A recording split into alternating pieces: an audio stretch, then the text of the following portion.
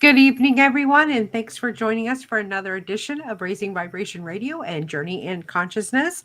I am one of your hosts, Reverend Raven, and I'm going to lead over to our second host, Tammy Lacente.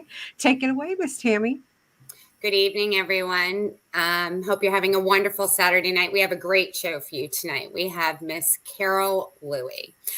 Carole Louie is a past life regression therapist, a spiritual hypnotherapist, and a medium, author. And in her past life, 30 years ago in this incarnation, she was also an interior designer. I am really, really excited for our evening with Carole tonight. I've worked with Carole in the past, and it's been very beneficial. And with that, I would like to say thank you, Carole, for joining us tonight. How are you?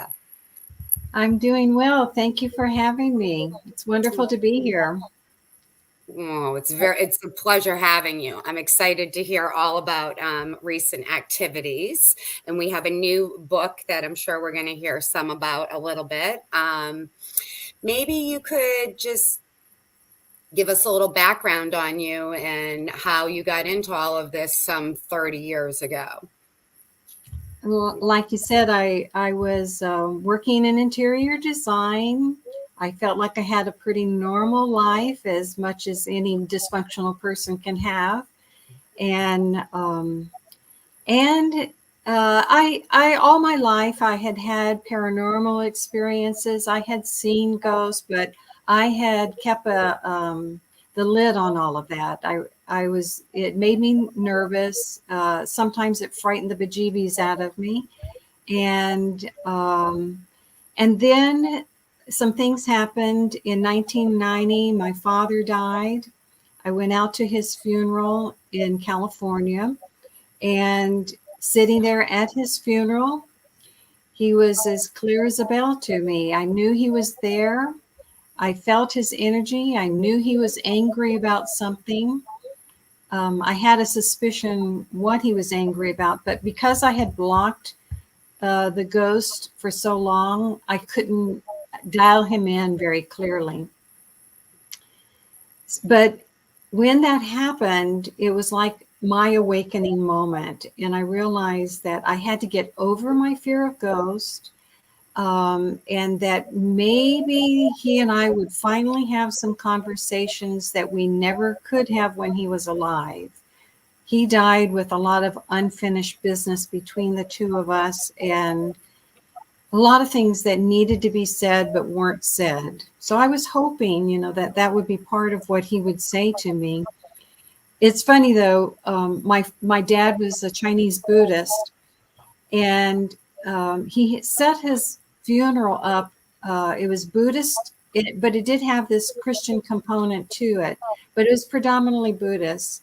And I thought, what do Buddhists believe about what happens in the afterlife? The Christian minister kept talking about the afterlife, and I kept thinking, what do Buddhists believe about what happens in the afterlife? And, as soon as you put a good question out like that to the universe, it begins to start answering your questions. But still, I couldn't make the connection with them.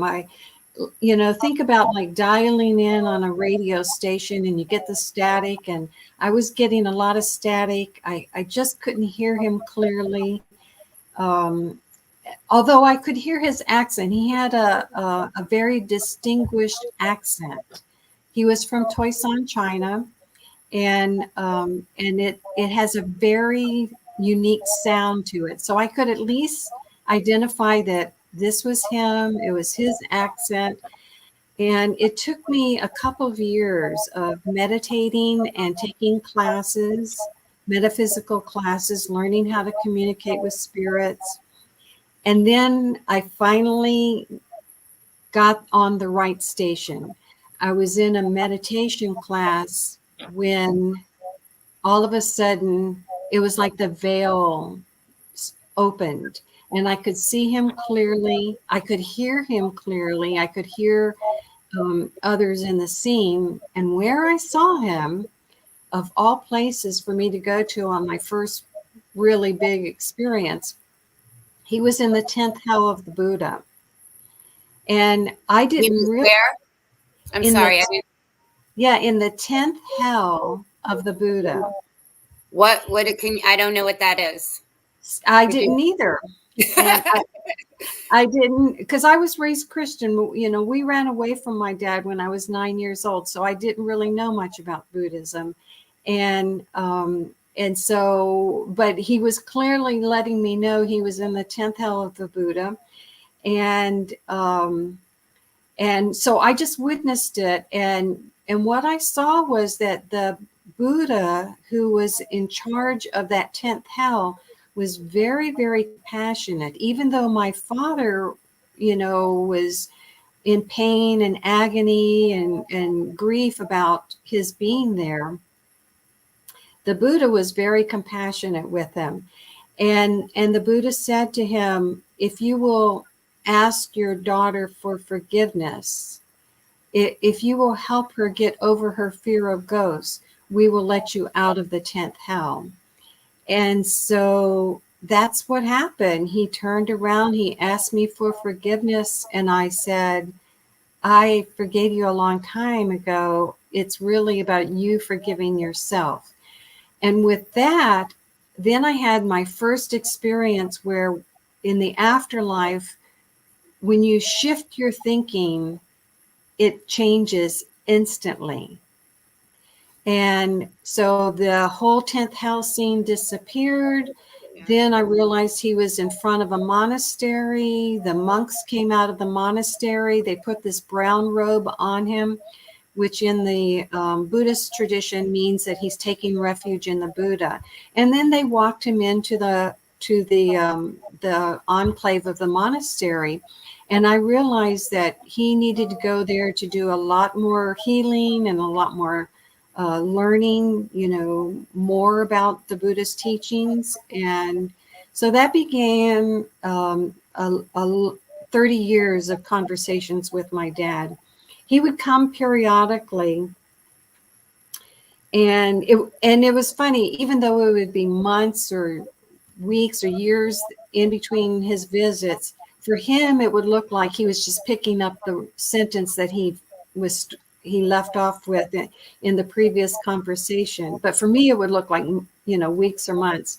Yeah. And one of the things that he did have unfinished business, but I had to go through all of these different rituals for him. And I'm not a person who's crazy about rituals, but you know, in the Chinese tradition, you honor your parents. So I did the rituals for him. I helped him honor his brother, who he had a falling out with. When his common law wife died, I helped him do a spirit wedding with her after she passed over. That was very fascinating. And you know, several different things. And in that process, he finally began telling me what it was like for him to come to the United States, the difficulties he had, one of the reasons why he didn't talk about his experiences, and it was painful for him. So by allowing him to talk about these things, it helped him let go of his pain. And through all of the conversations, he eventually guided me to his village in China. Now, this is a small village. It's houses that are, there's alleyways between the houses. The alleyways are only 4 feet wide, if you can imagine that. Mm. And there's his village is only about 60 houses. So very small village. You know how big China is, but his spirit guided me to this village. And not only his village, but I also got to go to my great grandfather's village. So now that takes me into a whole nother experience, because in the great grandfather's village, the house had been torn down, probably had something to do with the Cultural Revolution. But as I stood on that property and I meditated thinking about what this house must have looked like, and my great grandfather, what his life must have been like. All of a sudden I started hearing this sound like a 3D printer. And it was as if the house was building up around me. And then I saw this scroll hanging on the wall over a table. I knew what the letters were in the scroll because I had been doing genealogy research to do this trip to go to China. So I knew that the letters on the scroll were my great grandfather's name. And then underneath the scroll was this big white, blue and white porcelain bowl. And in the bowl were red eggs. And so that told me that this was his, in the Chinese culture, it's called the red egg celebration. And it's usually when the naming of a child is done to celebrate a child's name. Like in the Christian culture, you might think of a christening, but in the Chinese culture, it's called a red egg celebration. So I knew this had to do, very close to his birth. And then all of a sudden I realized, wait a minute, I'm looking through her eyes. Oh. And I realized her was my great grandmother. Oh, wow. And yeah, so I realized I was my great grandmother in a previous life. And that was the main reason why I was so intent on doing this genealogy stuff, in finding the village, of going to China to be able to connect with her. Can I And ask you, your great grandmother on your father's side? on my father's side, right. Oh, isn't that interesting? Okay. Yeah, and it's fun, it's a good point that you bring that up, because I connect more with my Chinese heritage. My mother's Caucasian, and so I connect more with the Chinese side of my family. You can't see it from the picture here, but I have so many things that are Oriental in my own personal decorations. And I studied feng shui, and I studied about Chinese philosophy and history. And in doing the genealogy stuff, you have to know a little bit about Chinese history. And our family history goes back thousands of years. Now I've been able to connect the dots back to the 19th generation. I'm generation 24, so I can connect the dots back to 19th generation. But I don't know the names and everything of the ones before that. But because the Louie clan is a small clan, and I have the genealogy book for the Louie clan, and it goes back thousands of years. Welcome, John. That's amazing. So, yeah, and I just connected with all of that. So those experiences that I had with my dad's ghost, all those rituals that he wanted me to do, helping him, learn more about reincarnation, because by that time I was studying about it. And so I was helping him, and he was feeding me information. It all came together, and I put it in the first book, Conversations with the Hungry Ghost, Memoir of a Reluctant Medium. So part of the journey was for me to accept my gift as a medium, and my psychic abilities, and in telling the story in that particular book, it's not only a story about family healing, intergenerational healing, but it's also about opening to your gifts. For me, it was to accept the fact that I was a medium. And then I got to thinking, what was my dad going, what was his next life going to be? Because I knew some of the things that he did in this lifetime were not so good, which is why we ran away from him. And so that made me wonder, what is his setup going to be in his next lifetime?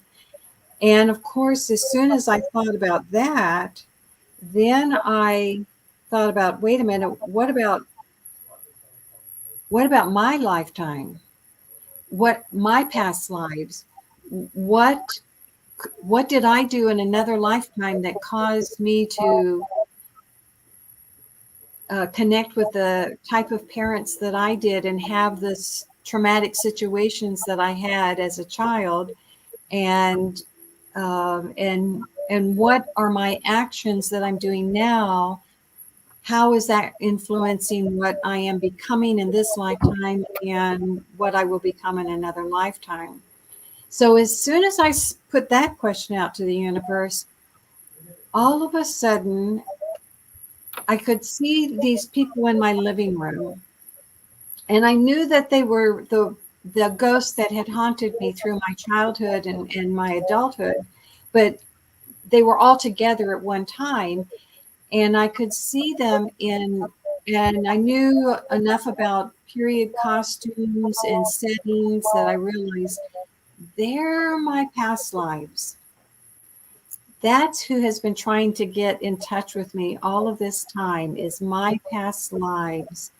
And so now that took me on a whole nother adventure as kind of a roller coaster, because there was some trauma in other lifetimes that I had to connect with. And part of why the things in this lifetime that were more traumatic for me, less so for my brother and sister, because I had memories of them that they would trigger memories of other lifetimes that were also traumatic.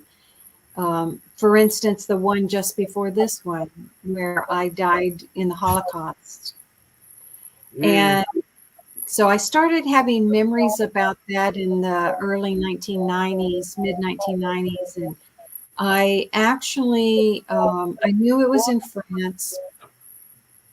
I was getting ready to go on a trip to France, and I had this fear that deja vu is going to happen. I'm going to get to that place where I died, and I'm going to freak out. And I actually did go to the city, but I felt no connection with the city. Where I did feel the connection was when I was in the Alps, the French Alps, and but I was while I was in France, I was overwhelmed by a sadness, and unfortunately, I couldn't talk to the people that I was traveling with about it because they weren't open to it. And so when I came back from France, I had to do the processing, and I took a sabbatical from work and allowed the memories to come up. I had now begun working with a regression therapist. And so I began remembering Anne Marie, the young girl who died in the Holocaust and during the time of the Holocaust. And so that was a pretty traumatic lifetime. And so that one needed a lot of healing work. And because things started shifting for me after that memory, I said, there's something to this regression therapy stuff. So I really started getting into it. Can I ask you a question? Because I think it could be helpful for our audience when you say things started shifting, because one might have to ask themselves, why would I even want to do this if I'm going to experience these kinds of things? But could you speak to what you were just saying a little bit about how you noticed things were starting to shift, which caused you to absolutely progress in your work? Yeah, so one of the things that kept happening for me about that same time was every spring I would have a choking experience. And, and of course the medical doctors thought it was allergies, but the allergy medicine wasn't doing the trick. And when I remembered Anne Marie, so she was actually choked uh, uh, uh, when she was being killed. She was choked, and so when I retrieved the memories and did the process about healing that, um, now the choking every spring, that didn't happen anymore. But also at the same time, my fear of enclosed staircases went away. I had had that as a child, and sort of forgot about it. You put things on the back burner, I guess. But the fear of enclosed staircases. I knew I had a reaction to, particularly men who were obese, who were Germanic. I knew I had a reaction to that, so I sort of suspected, that probably something to do with World War II, but I had no idea what it was all about.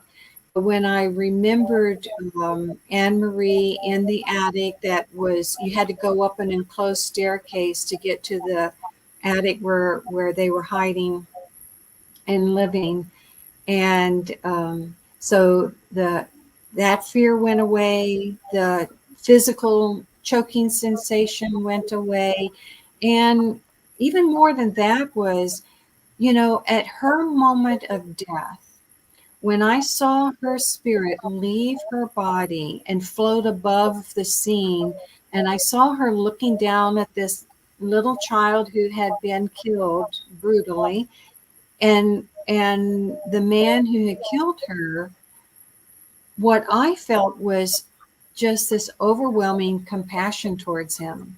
I was already in my spirit body, Oh, and isn't that amazing?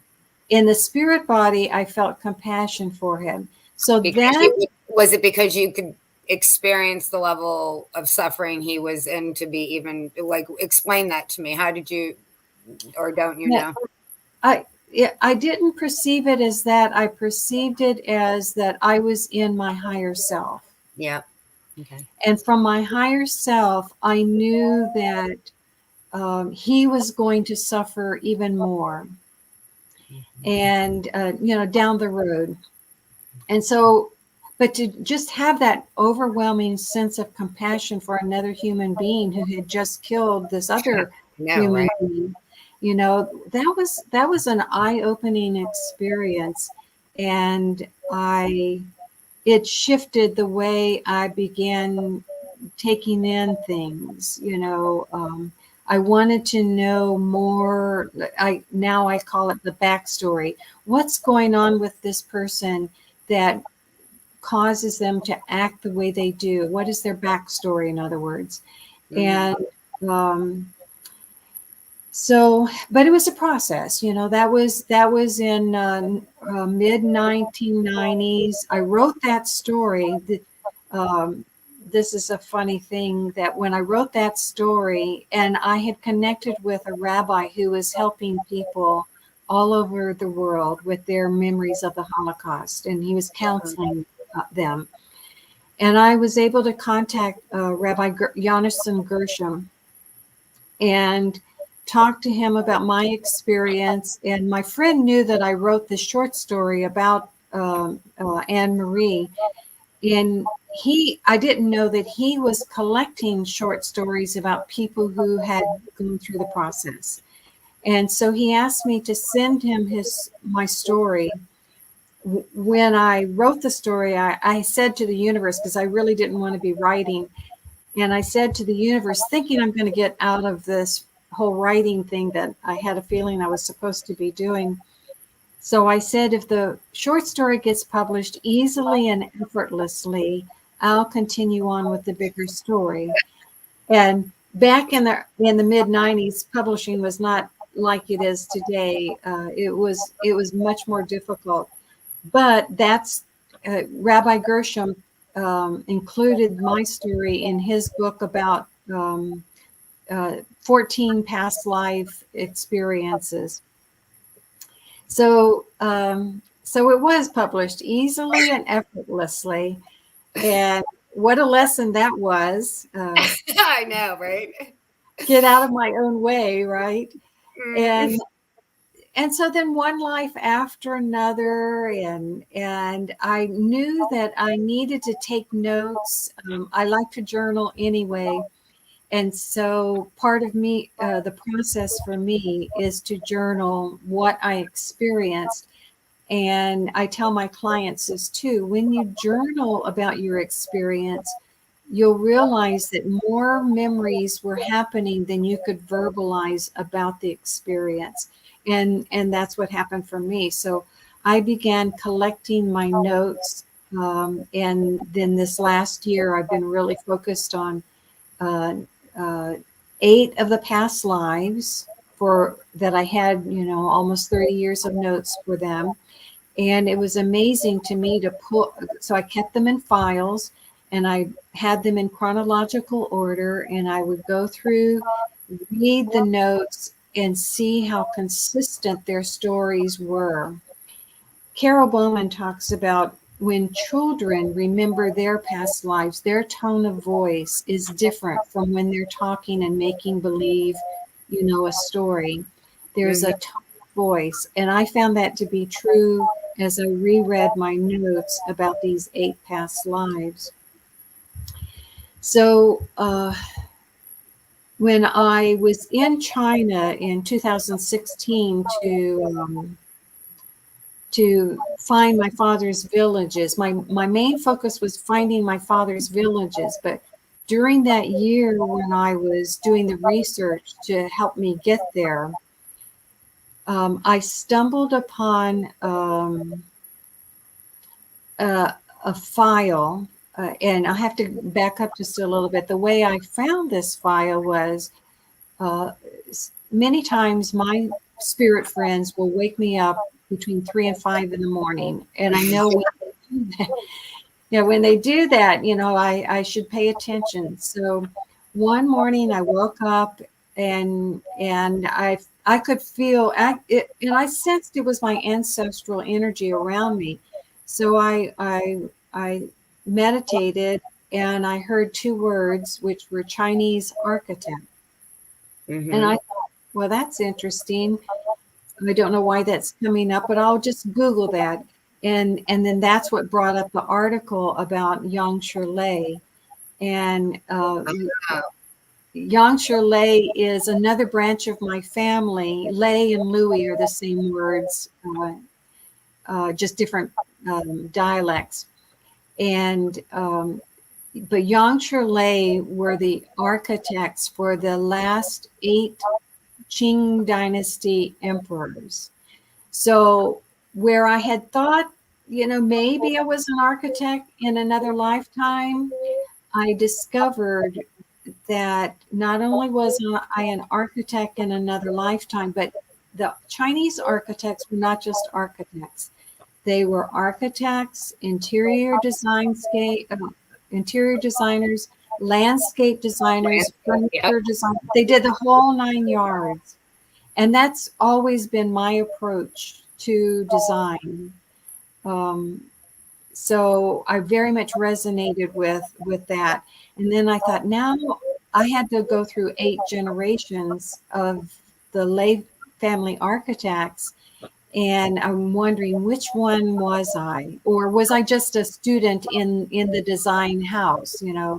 I didn't feel like I had to be the lead architect, but I was very much guided to the memory of being generation number 5. And so that's why I couldn't finish the book. I was telling Sandy earlier about, that it takes whatever time it takes to do something. And until I could have this memory about, his name was Lei Jingshu, until I could remember him in more detail so that I could write his story, I couldn't finish the book that I just finished called Unstuck in Time, Memoir of a Time Traveler. So this is my past life memories from 3 perspectives. So as a medium, I get to see certain things. As a regression therapist, I get to take the past lives through the journey in a different way. And then as the witness, looking through the eyes of the past life, that's a whole nother way of viewing the experience as well. So it's been a multi-dimensional experience for me to witness all of these past lives. I think it's fascinating. And I think it's fascinating also that you have notes that you retained and kept them chronologically in order to reference over all of these years. I mean, that's amazing. I love that. I think that's beautiful. So you're right. It takes as long as it takes, but That's the right. completeness that I would imagine. I haven't had an opportunity to read this book yet, but I will. And I look forward to it. So Yeah, it's and fascinating. just the fact that I was driven to take all the notes, to keep all the records, ties very much in with Lei Jing Shu, because he was able to save 10 truckloads of records for Yangsher Lei during the time when he was the head of the Yangsher Lei. The Second Opium War was happening, and many buildings in the Summer Palace were destroyed, and that's where their studios were. But he had the foresight to move many of the documents and artifacts out of the studio. He had to do this kind of secretively and hide them in his residence. And so even something as simple as that, of keeping records of the attention to detail, his very hands-on approach to his work. That's also been my case, both in interior design and what I do now. And so I can see a lot of his personality running through me still. Yes, exactly. I would agree. It's amazing. So, I'm just real quick. I know you're going to do an exercise with us, and I'm excited about that. But I was just thinking, we think about when we start down these paths and stuff, we think we come into different understandings of like, oh, why did I choose these parents? Or we start looking at things that way, and maybe adopt those beliefs. I know I have, like, I've chose my parents and stuff. But one of the things that I've been thinking about recently, and I just popped up thinking about you, is like, sometimes it's curious to me why we chose to remember in this lifetime so acutely, to like, there's a driving force in us to really wake up and pay attention in one lifetime versus many, many other ones. I find that fascinating. And I don't know, I just wanted to, like, what is your thoughts on that? Like, why in this particular life you are so driven to research and to feed this part of your life? Well, that's a great question, because that's one of the first things as a regression therapist or someone who does reincarnation research gets asked, why don't most people remember these things? And there's lots of theories about that.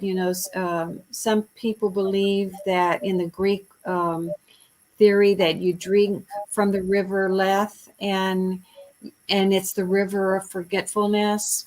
And but I can't corroborate that kind of experience. What I do know is that, because I've been able to see the time between Anne Marie's life and this one, and something you said just a moment ago about, why would we choose these parents?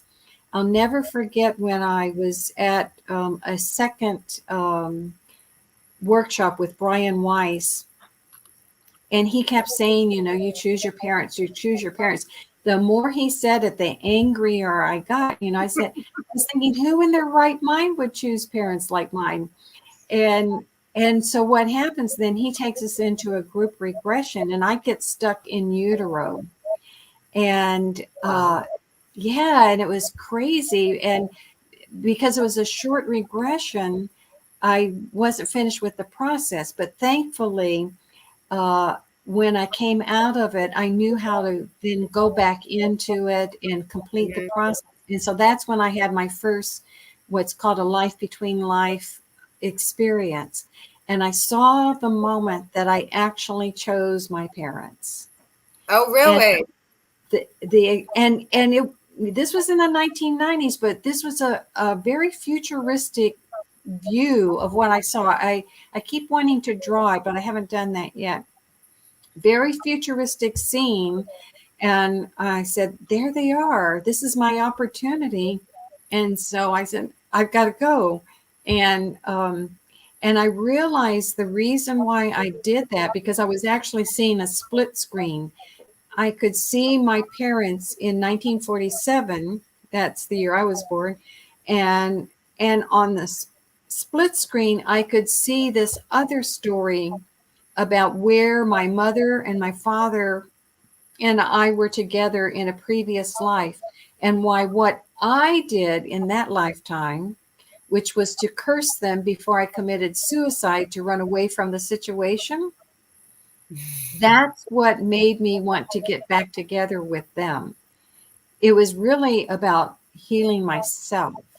Mm-hmm. And so, they brought some of the characteristics that they had in that other lifetime into this lifetime, but that's their choice, and that's their stuff to have to work on. What I needed to do was to forgive myself for cursing them in that previous lifetime. And she's in the new book also. Her name is Mei Ling, also in China. And so my mother in this lifetime was the number one wife, called the Tai Tai in that lifetime. And my father in this lifetime was the patriarch, so a wealthy man who wanted this young girl that he had seen to become one of his concubines. So he bought her, and she became a concubine, and she was miserable. So she decided to kill herself. But before she killed herself, she cursed the patriarch, she cursed the Tai Tai. And so I learned, wow, we don't want to do that. It sets up a whole set of dominoes that, will come and bite you in the butt. Yep. Yeah. Interesting learning these things, though, isn't it? Yeah, yeah. Very, very. And then it wasn't in that one that I saw that it was much. So I've had several of these LBLs, the life between life experiences, and in another one I saw where, because of some things I did 2 lifetimes ago, where I had an epiphany, that I would then get to this place where it would be my job to remember, my mission in this lifetime, to remember many, many lives, and that the universe knows things that are happening. So that one right there speaks exactly to what I was just asking you. So you were in a life between life. And it spoke to this current lifetime being like where it's your job to remember these lives and stuff. Yeah. But I had to, just like you have on the job training, I had to fulfill certain prerequisites before that memory of that mission was going to come to me. So so the prerequisites were doing some healing work, doing some forgiveness work, learning a lot more about the reincarnation, and now because of the research that's done in the West, and both about, through Ian Stevenson, Jim Tucker, and other people who've done that kind of research, but also the research through past life regression therapy, who have developed this wonderful modality for healing. And that's really why I got into it in the first place. I wanted to heal the past of this lifetime. I didn't know it was going to be the jumping off place for me to go to all of these other lifetimes. But I had to, you have to deal with what's in front of you, right? And Exactly.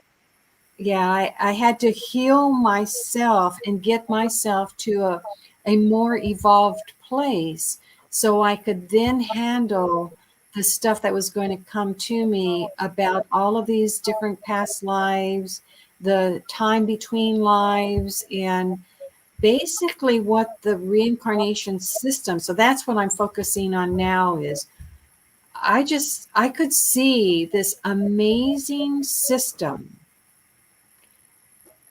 unfolding for me. And I wanted to understand the system. It's kind of like Neo wanting to understand the Matrix. Mm-hmm. You know, Yeah. give me the roadmap. I wanted to know more about how this system works, but I Yep. could. It's much more sophisticated than any computer program that you can possibly think of. Um, the just the idea of this physical world, our physical bodies, the now we look out into the universe, all of the different multiverses that there are.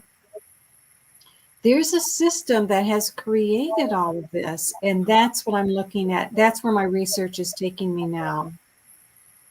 Oh, that sounds very interesting. So, are you using the regression work to research that? Yes, and as I mentioned to you, I loosely call it regression work, but it's really Yes. going into no time, no space, and beyond the physical, and and what I'm sensing is that just like in the non-physical world, those constructs, like I was talking about with my dad in the 10th hell, how it disappeared very quickly. In the physical world, we're creating our constructs also, but they don't manifest or demanifest instantly like they do in the non-physical world.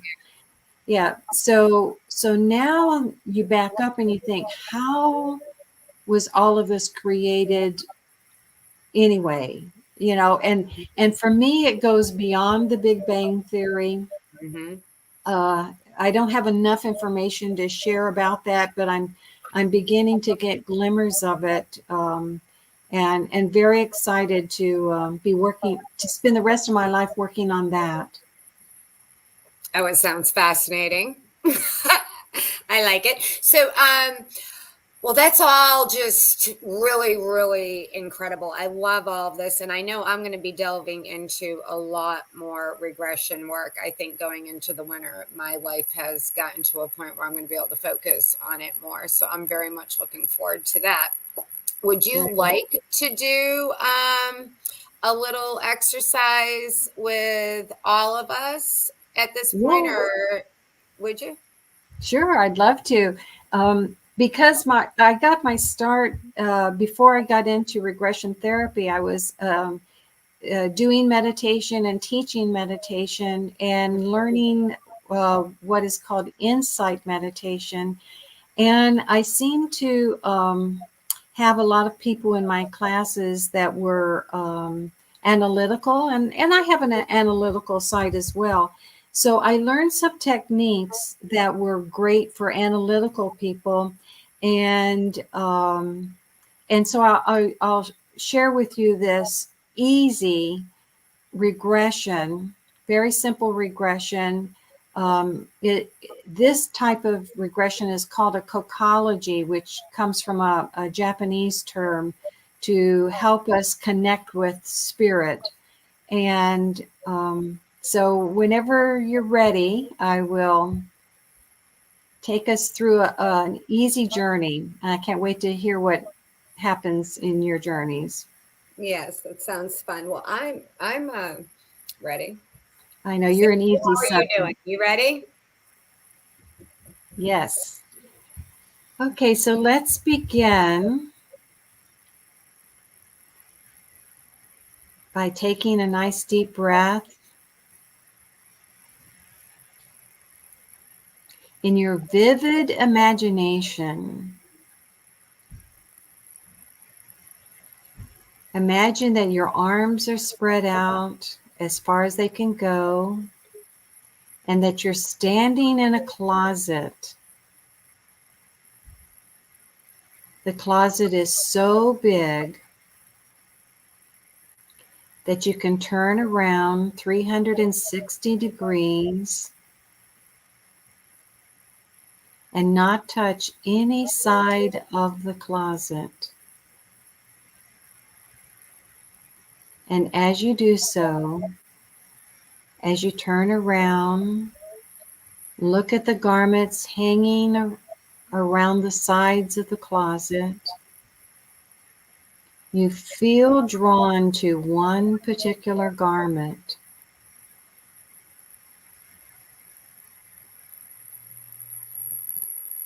So walk over to that garment, take it off the rack, and put it on. Notice the texture of the garment. How does it feel in your hands? You might even notice a smell. Notice if it feels and smells familiar to you.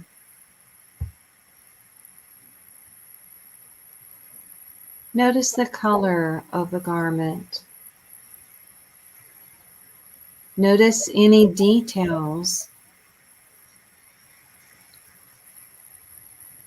any accessories that you might wear with this garment. Notice what's on your feet and on your head, if anything.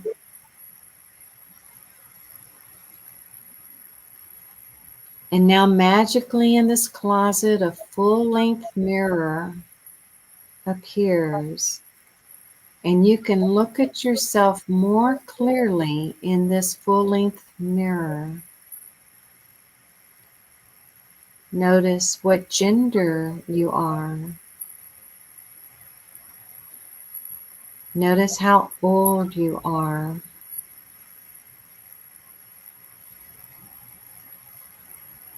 And notice how you feel as you witness yourself in this garment.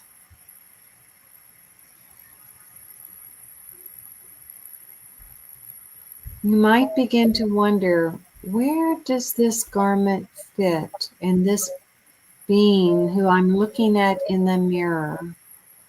Where does he or she fit? In what time frame? What country? You might even begin to pick up on a name, a country, even a city, even a time period.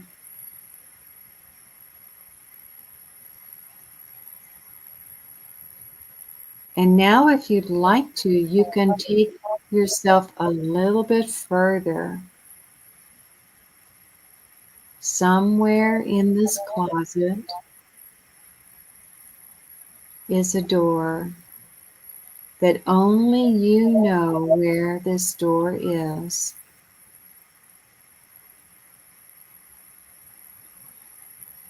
It might be behind other garments. It might be hidden under a rug in the floor, or accessed through the ceiling of the closet, or someplace completely unique to your vision. Just allow whatever comes to come to you.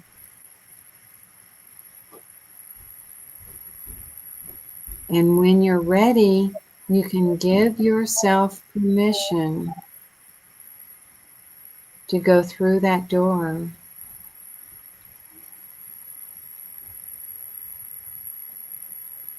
Place your hand on the knob or just push it open.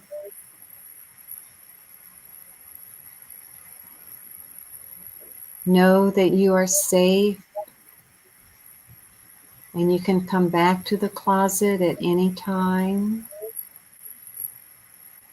But when you're ready, step through the threshold.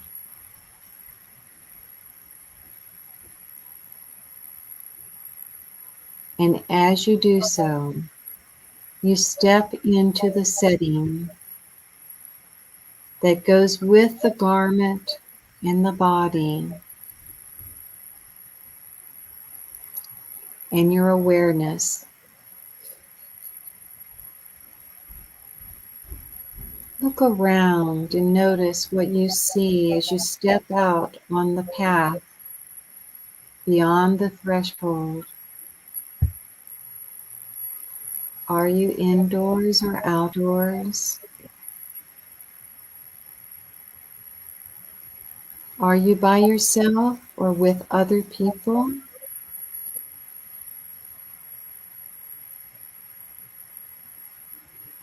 If you are with other people, do you recognize those people? In fact, do those people remind you of someone that you know in this lifetime?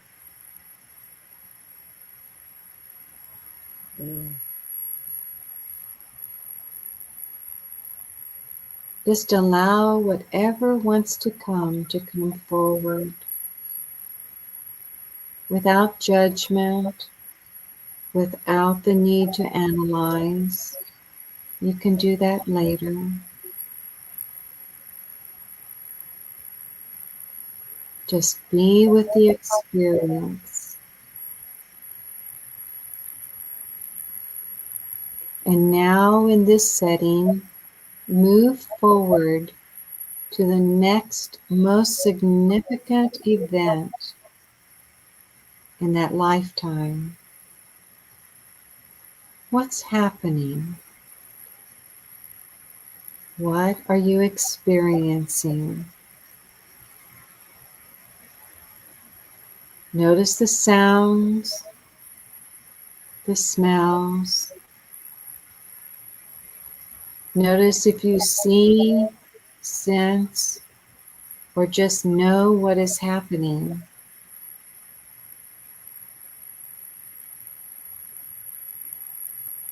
And notice how you feel.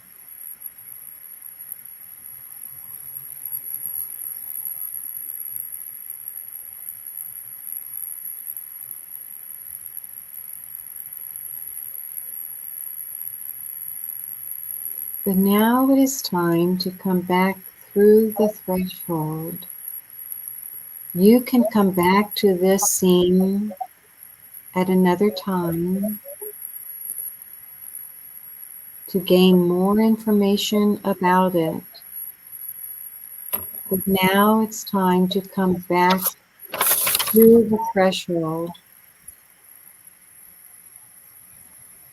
And as you step in through the threshold, you're no longer in the closet, but you're in your sanctuary.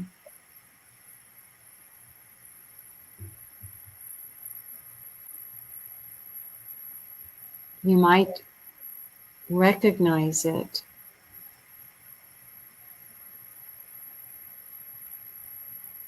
You might return there frequently.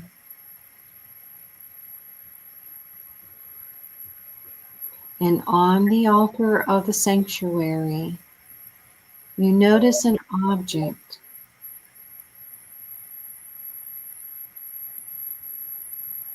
So take the object in your hands and notice that it is a gift for you,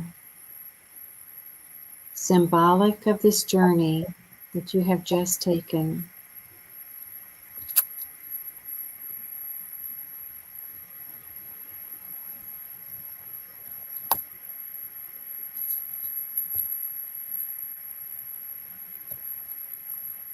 So bring that gift back with you as you now return to this room into ordinary consciousness, fully aware of your body, opening your eyes and being fully present.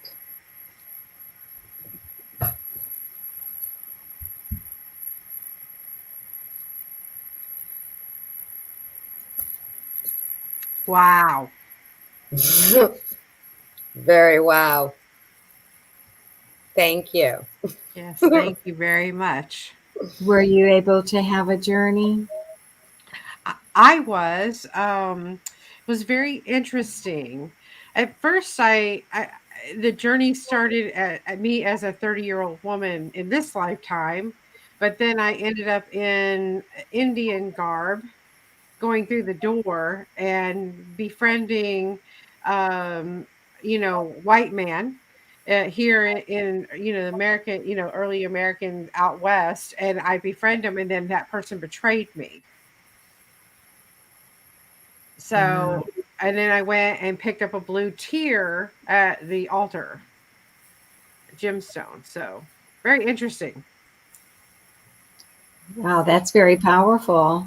You Yes, know, and that journey was only 11 minutes. And look at all of that you got in just 11 minutes. I know. Incredible. And I love the way that you could get me in because I am analytical.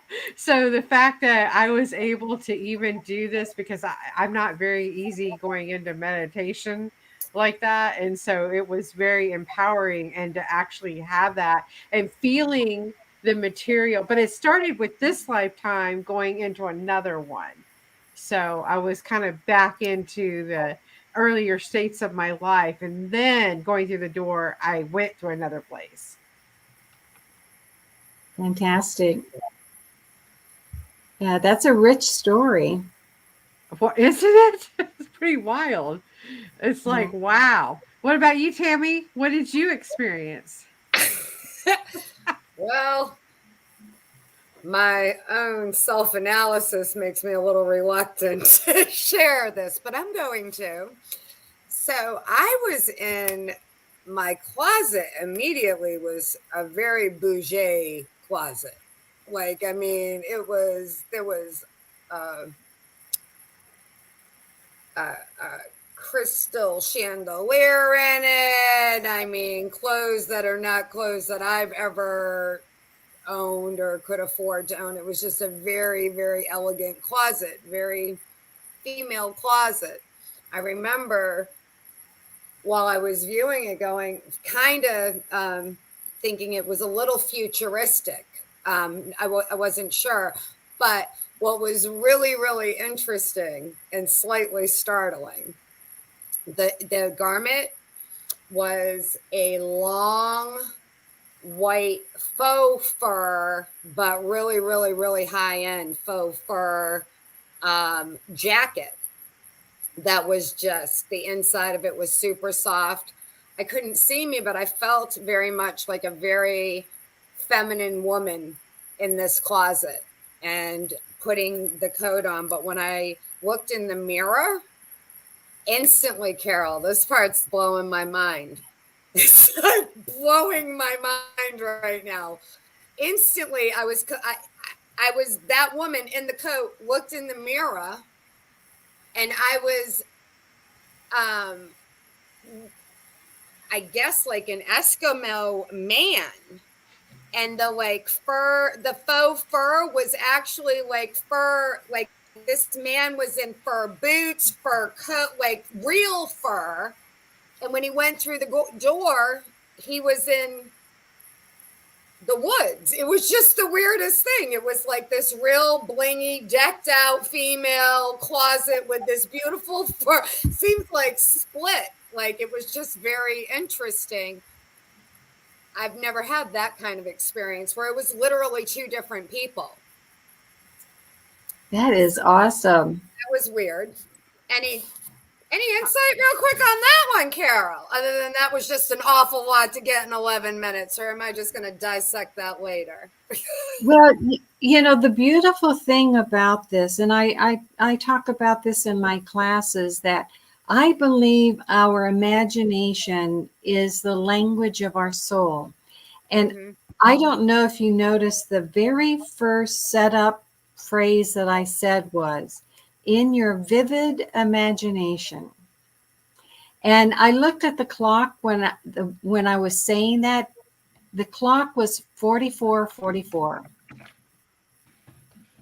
And I knew, it's like, wow, this is powerful energy going on right now. So, there's an energetic component to the way I do regression therapy, as well as knowing, the scripts. And then, like I said before, that because I'm a medium, then I tune into your energies, and that script was not exactly the one that I usually use. And it gets tailored because your soul is feeding me information to add to the journey. So, but I think where I'm going with this is the fact that you had this beautiful woman and the elegant clothes and everything, but what had the strongest energy when you were describing it, you felt the fur. And so when you walk through the threshold, that feeling of the fur, and you're a very kinesthetic person anyway, so that didn't surprise me at all. It was the feeling of that texture that actually is what took you into the journey. When I'm working one-on-one with somebody, I'm actually looking for the cues, if I don't know them, how they perceive their experience. Are they kinesthetic? Are they more somatic? Are they more empathetic? So they get into all the feelings, emotional feelings. Are they more visual? Do they, do all the details catch their eye, or do they just know something? So working one-on-one, that will become apparent right away. And then it helps take the journey even into a richer level of being. So I have a question from one of the audience members that says, so what do we do with the information or the images that we saw? So when I do this type of journey, which is more of a general type of journey, I treat it in the same way I do dream analysis. The parts of the journey that speak to you, for instance, with Tammy, the feeling of the fur, and I imagine if she writes about that and details it more, that certain words are going to pop out to her. So you want to look for those words that have specific energies, and they will be like breadcrumbs that your soul is laying down for you to find your way back to the memories. Excellent. I hope that answers your question. I'm sure it did. I'll see if they respond here and everything for like that. you, for you, Reverend Raven, the that sense of betrayal, that had a huge energy for you. So that you got a lot to work with there. Oh, don't you know it? and the audience member said, yes, thank you. So Good. that does. So everything, the symbolism of what we experience is like interpreting dreams, like feelings, uh, you know, thoughts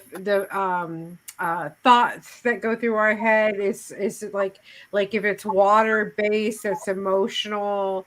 If it's earth or air, it's cerebral, right? That type of thing. Is that what you're meaning by If analyzing those? yeah, if those are the meanings for you, now just like the individual dreamer is the best interpreter of what those things mean. So if I saw those things, they might not have that meaning for me. But if they mean that for you, then that's the breadcrumb for you to follow. And one of the things I find that people do is they get fixated on those immediate symbols and not realize that those are just breadcrumbs taking you to something deeper. Mm-hmm. So it's a process. It is a process. Yeah. I'm sorry. I didn't mean to blurt in. I was just thinking. It is. Go ahead. Yeah, it is a process, and part of the journey is understanding what your process is. So, because I know Tammy and I know that she is kinesthetic and also empathetic. So as soon as she starts telling me things that relate to those areas, then I know, okay, this is her method, and I know where to take her from there. So when you're doing this in a group, now you have to look at it in a slightly different way. I found it really interesting that I've only done, I think I would say under 10, maybe 8 or 9, maybe 10. I don't know, but not a huge amount of regression stuff, and that's including small little things like this. Okay. So really not a lot. But now there are 2 lifetimes that are showing up. And what was really interesting in this one, I got a lot more out of it. When you said go to the next time, it was a celebrational period. So when I walked through the door, it was wintertime. It was a completely different season. It was nighttime. There was a fire burning. I could smell a big hunk of meat cooking on a pit or something, and kids were running around. Very kind of tribal, I guess, Eskimo-y kind of thing.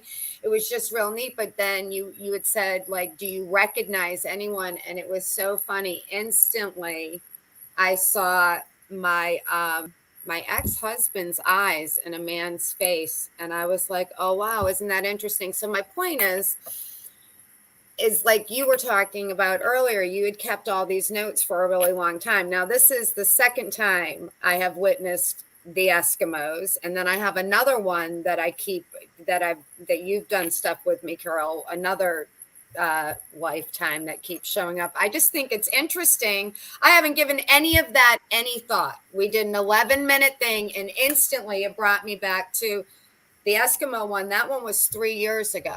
But I haven't been thinking about it or anything. I walked through the door and then it's just all right there. How fascinating is that? I got to share something with you guys. My friend Kathy K is listening in tonight, and she wrote that her closet door was her closet was empty, right? But she said the door was behind some shelves in her closet. Well, my door was behind some drawers in the closet. So Kathy and I are both born on the same day, same year, and same area of time. So it's kind of freaking weird that she sees her closet, her door behind some shelves in the closet, and mine were behind drawers. I mean, is that not very freaking weird? interesting. Yeah. I just thought that was groovy. Yeah. And again, for a short journey and look at all of these different experiences, to me, that just shows how unique all of us are. And that's part of my journey from the very beginning, is to honor the uniqueness of everybody and to be present. I feel like my meditation practice helped me do that, to be really present and mindful. And what wonderful groundwork that was for now, coming and doing this work as well. Yeah, I totally agree with you there. That was amazing. Now, do you sell your meditations online, or do you have a YouTube channel that people can go and do these meditations on?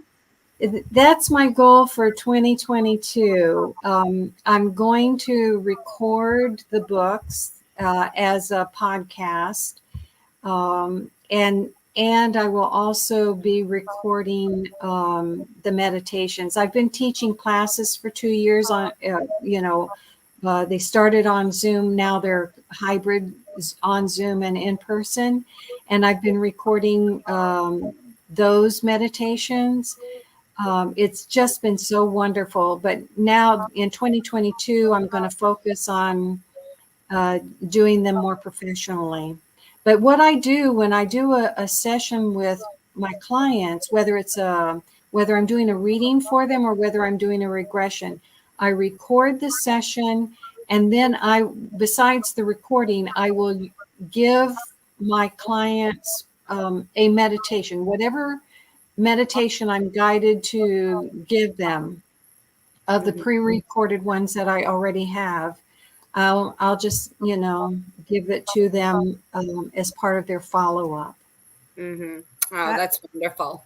Yes, it is. And not only does Miss Carol here have 4 books out, but we posted a link to the 2 latest books. She's also going to be doing a symposium with Yes. other comrades coming up at the end of October. And we put the link in the description for you guys to sign up for that. So please check that out. And Carol has agreed tonight to feel somebody's energy out that's listening, and do a little type of what exercise, or like a little mini reading for them. What would you call it, Carol? Yeah, I'll do a mini reading by tapping into the person's soul, and um, that's going to be you, Sandy. Oh, okay. At 1 hour and 11 minutes, we were into that when you were told that, Sandy. Just And FYI. yeah, and mine said 111:55, so all kinds of double numbers coming up. All righty, here we go. Okay. So because that word betrayal came up so strong, it feels like that there's more behind it. So I'm just going to be quiet for a second, and I'm going to tune into what that energy is.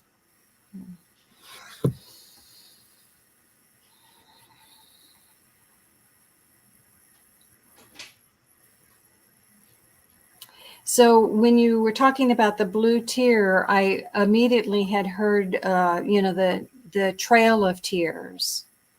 Are you familiar with what that is? I'm very familiar. I used to live not even a quarter of a mile from where the Trail of Tears was in Tennessee. So yes, I'm very familiar with it. Yeah. So what I'm sensing is that this goes back to something that happened on the Trail of Tears, which is one of the reasons why you got that gift in your sanctuary.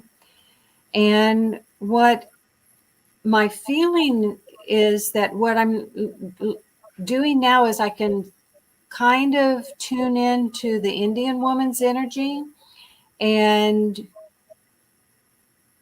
I feel like she's sort of angry at herself. She's feeling like, I trusted these people. Our tribe trusted these people, meaning the white men, that they would treat us the way we treat one another. And that was I so naive? This is what I'm hearing her saying. Am I so naive? Are we so gullible that we put our trust in these people when they clearly do not deserve it? So what that says to me is this is the lesson that she is wrestling with. And probably you in your own life, because I always find that anything that comes up from a past life, there's imprint on this lifetime also of, when have I been too trusting, too naive, too gullible, that I might have gotten like yellow flags. That's what I'm seeing now, yellow flags going up. And I didn't pay attention to that. And so the message is to not be so hard on yourself. Okay. And I see that happening in my lifetime. I'm too trusting and too naive with, and not wanting to, to keep, it keeps repeating itself over and over again. Even yeah, with the parents I picked, that happens. So yes. yeah, definitely. That's a beautiful, I couldn't have made a better segue. When we see patterns in our lives, then that is a flag going up saying, do you get it yet? Because, if we don't get it, what I have found is the next time we have the lesson, it's going to have more stick to it. Yep. And if we don't get it, then it's going to grow like a snowball running down the hill. And then if we still don't get it, some of us, myself included, have been pretty stubborn about getting our lessons. And then we get the cosmic 2x4. Yep. Yep, I get I'm it. Yep. acquainted with that 2x4. Yes. The beautiful thing, and this is one of the reasons why I'm doing the work that I'm doing right now about the life between life stuff, is in the life between life, we do what's called a life review.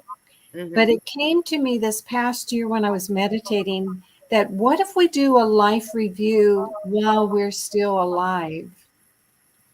What does that do to the process? And wow. Oh, that's freaking really powerful. That is hitting me right now. I know.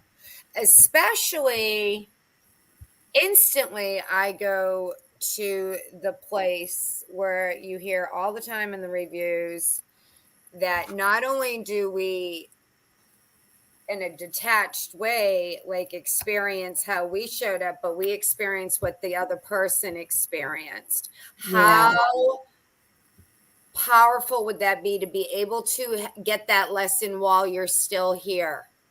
Yes. Oh, Carol, that's exciting to me. That's very, very exciting to me. Yes, I would love to do a workshop just on that one thing, that one thing would be a workshop. Yeah, doing a life review while we're still in the physical. And with that, just like with the 12 steps, when you can recognize, I forget which step it is, that you've harmed other people and you've harmed yourself, then you begin making amends. If we can do that. I just happen to know that. Yes. Good, because I didn't. Yeah. I know it's in there. I didn't know which number. But if we can do that while we're still in the physical. So because of what happened with my dad not being able to, him make amends when he was alive, I made a point of doing as much work with my mother as I could before she passed.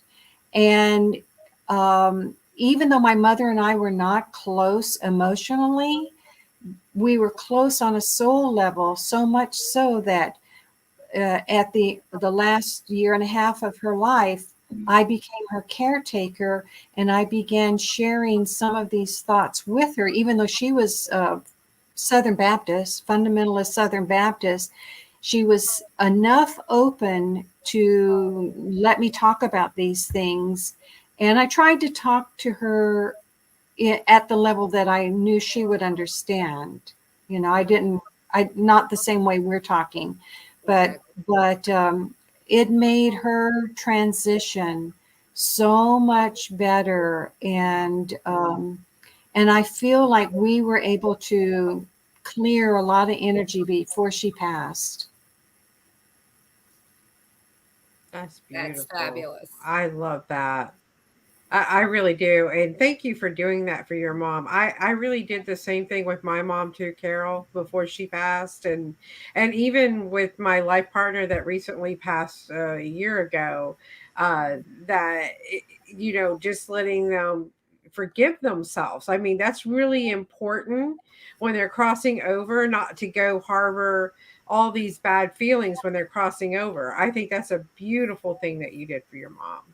Just Yeah. beautiful. Yeah. Thank you. Well, and I take even another step further in the Buddhist practice. When a person is preparing to pass, there's chants that you do in the Buddhist culture. So you don't have to do the Buddhist chants. You can do your own chants in whatever faith that you believe, and hold the energy for that person who is getting ready to make their transition. It helps the process of their letting go so much better. And then, holding the energy for them once they have passed.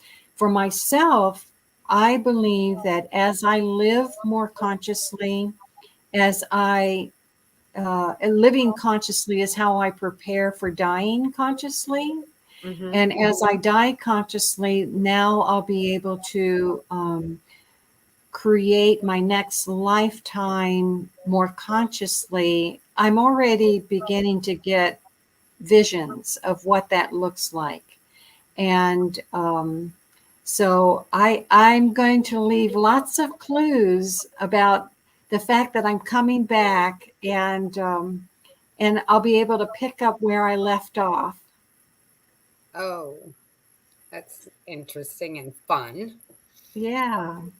I mean, all she basically has to do is go grab one of her books that she wrote in the future, and then she's got her breadcrumbs and she knows what she did already. And boom, there's that veil lifted, and she knows everything I instantly. I really, in all seriousness, Carol, let me pose it as a question. Do you often feel like that's what this lifetime has been like? A bunch of breadcrumbs that you have left yourself? Because I do. That's what my life feels like. I'm like, I feel like I just set this up that I'm supposed to be remembering. Like, sometimes it becomes quite comical to me. And Yeah. What if deja vu is that exactly?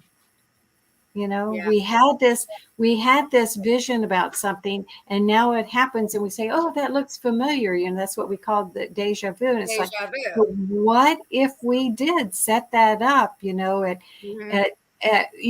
just imagine in between lives, at such and such a place on such and such a date, if you've accomplished everything you need to do, something's going to happen at this moment, and bingo, your life is going to change. We've had that happen, haven't we? Yes, we have. We have. And it's intriguing to ponder and speculate as to, Yeah. like, do we do that or not? Yeah, It's like that moment that I was on my great grandfather's property. Yeah, and you could feel it being built around you. Yeah. I've had Yeah. an inordinate amount of deja vu in my life, like really just stopped me in my tracks many, many times. And it's always fascinating every single time it happens, especially as time goes on and then it happens, it becomes even more fascinating. Like, wow, what is really going on here when that happens? Because it's so palatable. It's like, wow, I've been here. It's just amazing to me. I Yeah. find it all fascinating. Sandy, do we have any questions from our audience for Miss Carol? No, we have a lot of thank yous and, appreciation in our audience for you being here. Um, that's what we have, that's what we have right now. So, Well, I want to talk about the symposium on the 30th. I encourage anybody who's even remotely interested in this to join Carol for this and all of her guests. Sandy and myself have done one previously. It was amazing. It really is totally a fabulous experience to have. And we had done it Zoom.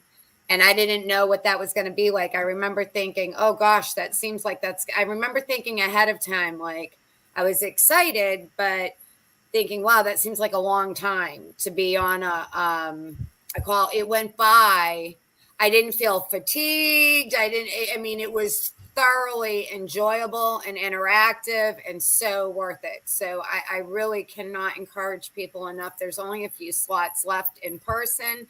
And I'm sure it's almost unlimited space on virtual, right? Not really, but Yeah. Yeah, we've got plenty of space online, just a yeah. few seats in person. And if you want a full day immersion, think about when you go to a village to learn a language and you can only speak that language. This is a full day immersion of everything that has to do with past lives. There will be someone talking about twin souls, another person who will be talking about his research with the Dong people, and they have some beliefs in the Dong villages that I'd never heard of before. So I'm still trying to wrap my mind around that. And my teacher, Carol Bowman, is going to share the follow-up on what happened after 30 plus years since her son remembered his past life, and that's what got her into doing reincarnation research. He weighed in on the effects that all of this has had for him 30 years later. It's just amazing. Amazing. Yeah. So it's going to be a fun day. And like you said, it goes so fast. It really, I really like, I don't know if it went so fast or it was just so interactive. It wasn't fatiguing and I didn't feel like I was stuck like at you know what I mean? Sometimes we kind of, even if it's good, it can be like a lot. This was, I guess because you had so many guests in there's, I don't know, it was just amazing. I remember feeling amazing after it and being surprised like that's how I felt. I thought I would have been a little more drained. And the speakers and guests were wonderful, as were you. And I see the lineup this time, some of which I do know, and I know it's going to be wonderful. So and congratulations on your second one. It's exciting. Thank you. Thank you. Yep, it feels like giving birth to a baby, and I got my first 5-star review yesterday. Oh, congratulations on your book! Yeah. That's phenomenal. I am so happy to hear that. Where did you get the 5-star review from? I don't know him, but he's on the Facebook page for the symposium. So he messaged me and I went over and read the review, and what I said back to him was, I love your review because it showed me that you got it. Oh, that's got the way I wrote about past lives. It's fascinating. Carol, I can't believe how much time and energy you have put into all of this, and you help so many people with it. And I know it helps you. It's fascinating. I've absolutely enjoyed having you on, and I hope we get to do this again sometime soon.